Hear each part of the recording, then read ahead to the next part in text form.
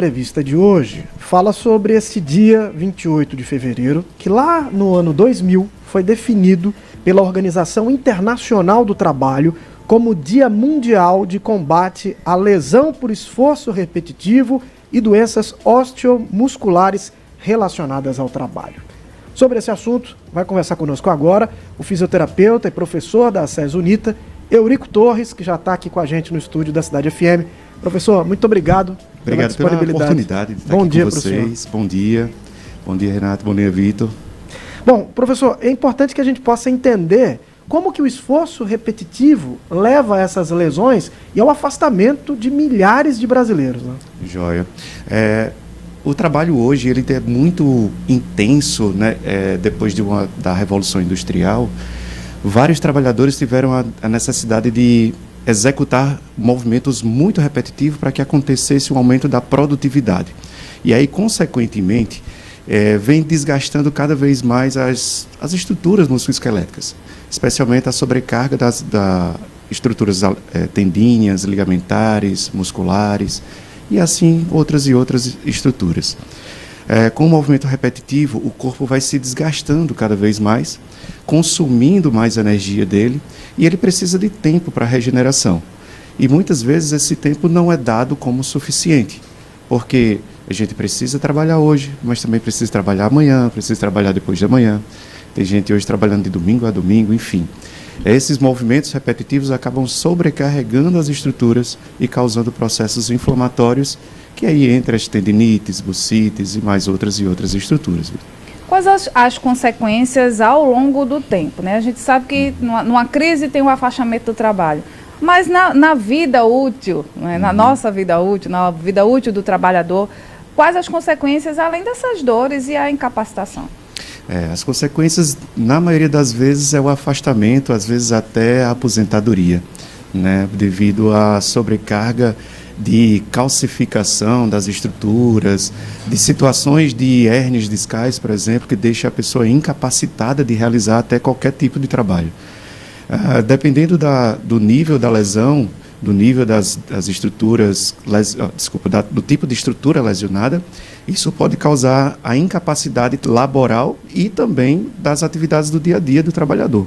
Então é fundamental que todo trabalhador que apresente qualquer tipo de doença relacionada ao trabalho procure ajuda médica, procure ajuda do fisioterapeuta, para que isso seja sanado o mais rápido possível.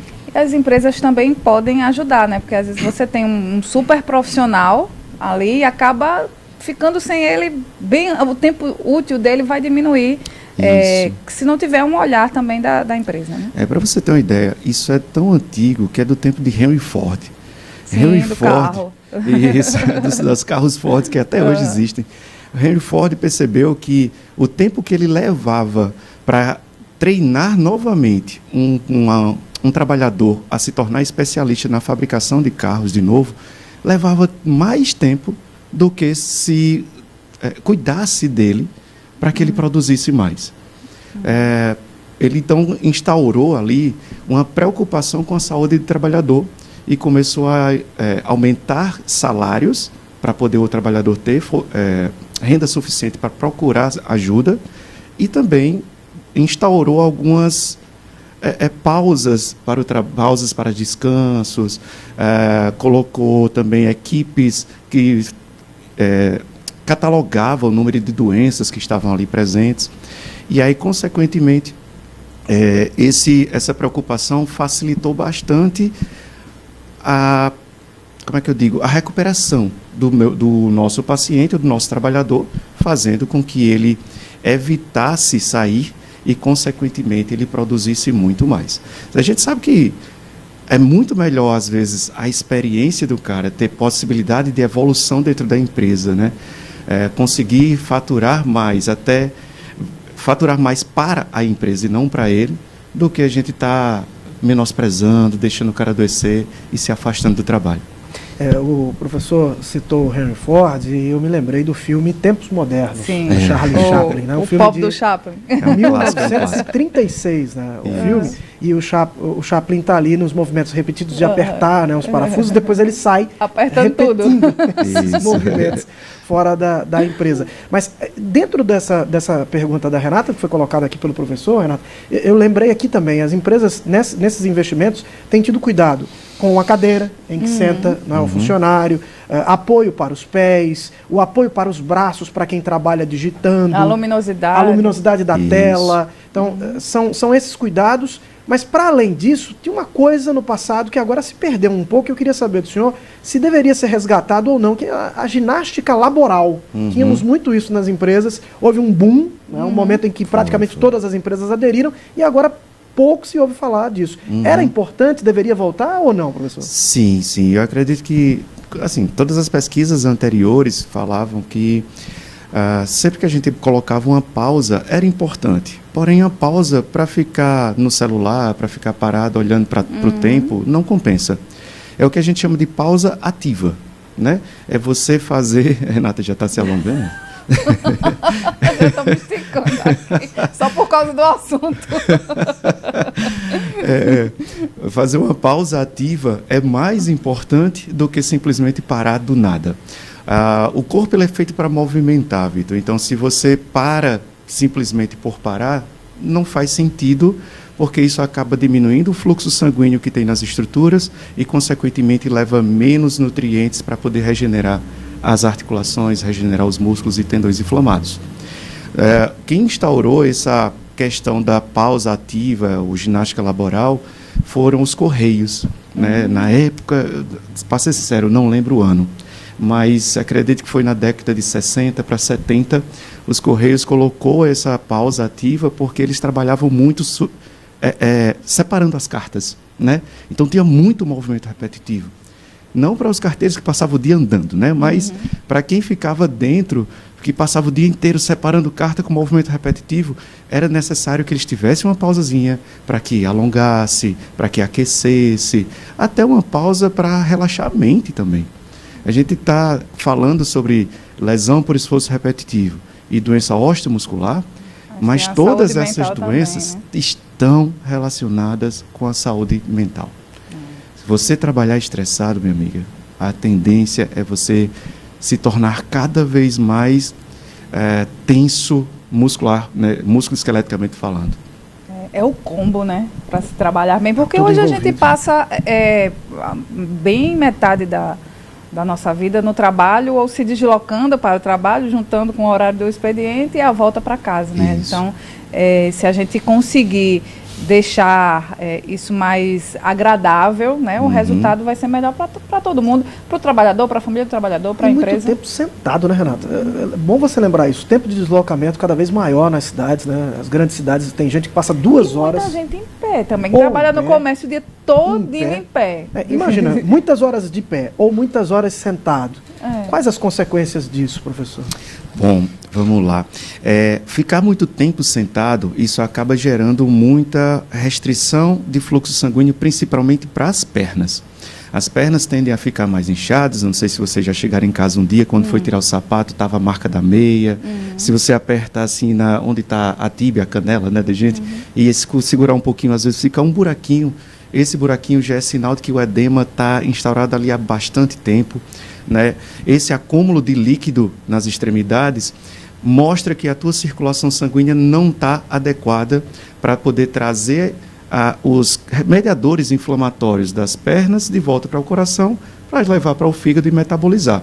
Eles vão ficar, então, acumulando nas estruturas inferiores.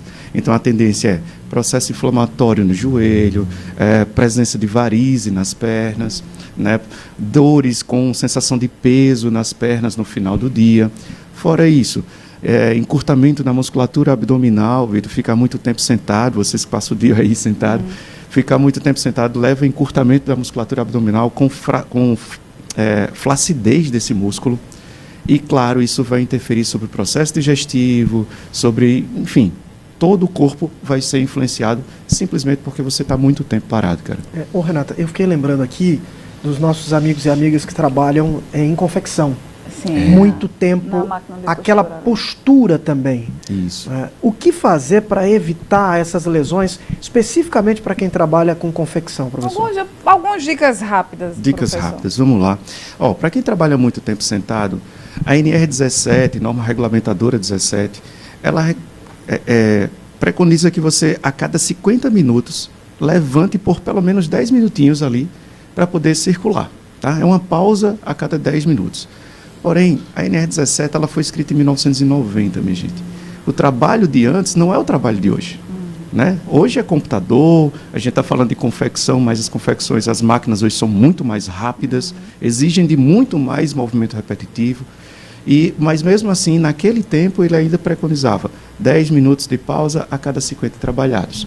No entanto, se você não consegue, não consigo fazer isso porque isso vai diminuir muito minha produção. Show, eu ganho por produtividade, é o que eu escuto muito dos trabalhadores. Se eu ganho por cada peça que eu fabrico. Se eu não passo 10 minutos ali sem trabalhar, são 3, 4 peças sem ganhar dinheiro. Então, eles preferem se machucar para poder ganhar mais no final do mês.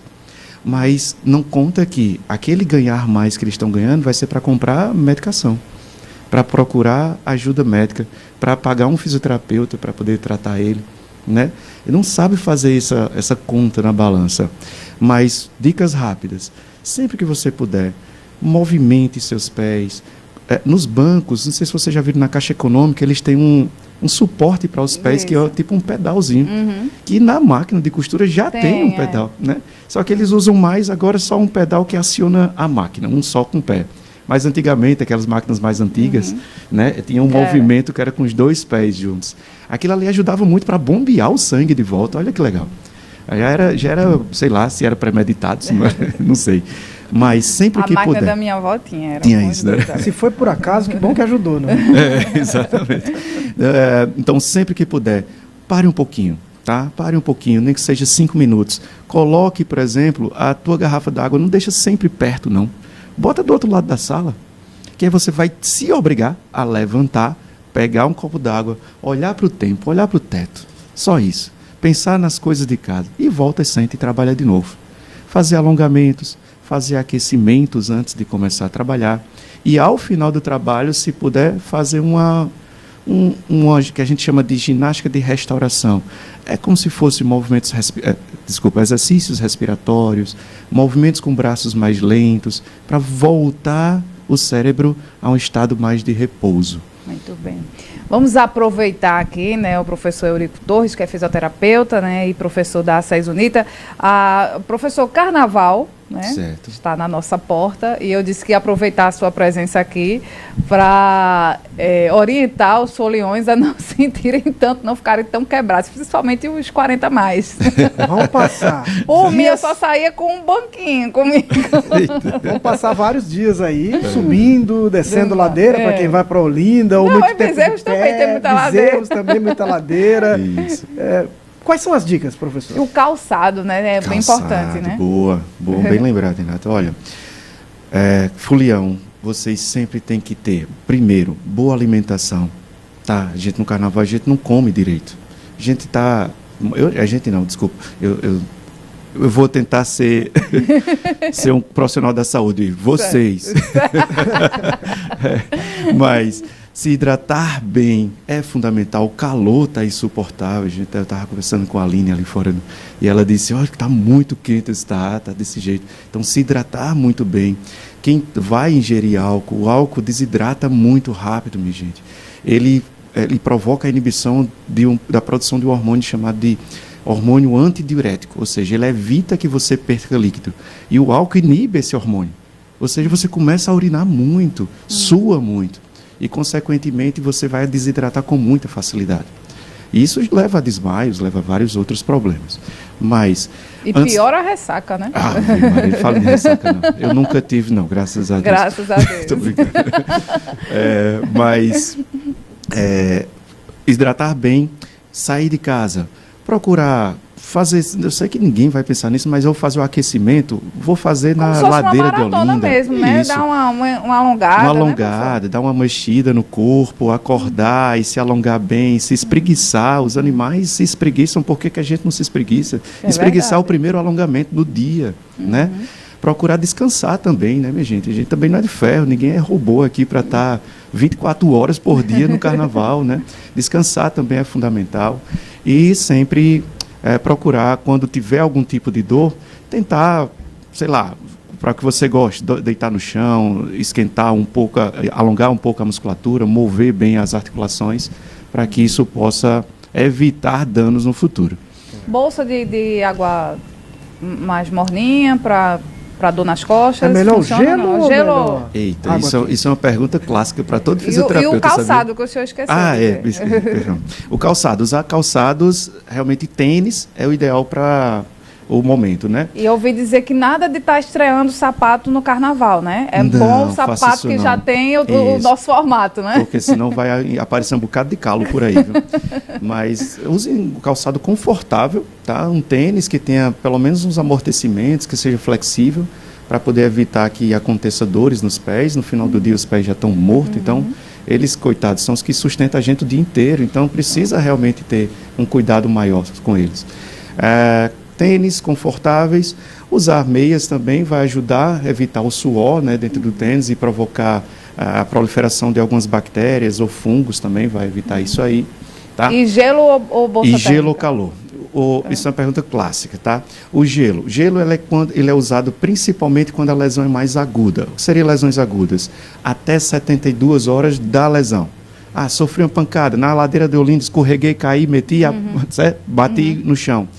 Nos primeiros 3 dias, gelo. Gelo preferencialmente de 3 em 3 horas, se puder, né? Mas se não, pelo menos 3 vezes no dia. Isso vai evitar processos inflamatórios e que aconteça aqueles hematomas, aqueles roxos, né, grandes. Passou de 72 horas, aí você vai usar calor, tá? O calor ele já vai ajudar mais. Por que isso? Geralmente quando tem alguma pancada e sofre com aqueles hematomas, o hematoma é extravasamento de sangue para o tecido. E esse hematoma, ele pode criar coágulos, né? Esses coágulos entrar nos vasos. Então a gente precisa evitar que aconteça esses hematomas. O calor vai fluidificar isso, vai deixar isso ali mais líquidozinho e evitar exatamente que aconteça mais edema. Só para encerrar, Eurico. Certo. Brincou o dia todinho, chegou em casa aquela dorzinha nas costas. Uhum. Uma águazinha morna? Não. Águazinha morna pode ser, porque aí é só tensão muscular. Né? Pra Não relaxar, foi pancada. né? Sim, vai pro chuveiro, Botar as bota. perninhas pra cima ajuda também? Ai, Maria, ajuda muito. Um escalda-pés também. Bota tudo que for de direito. Deita no chão, coloca o banquinho, bota os pés para cima, E tá almofada. tudo certo. Ó, e bombeia também, tá? Pé para cima e para baixo, movimentando como se estivesse acelerando o carro. Perfeito. Isso vai drenar melhor. Professor Eurico Torres, muito obrigado. Obrigado Até também, a próxima pessoal. oportunidade. Manhã Cidade. Entrevista.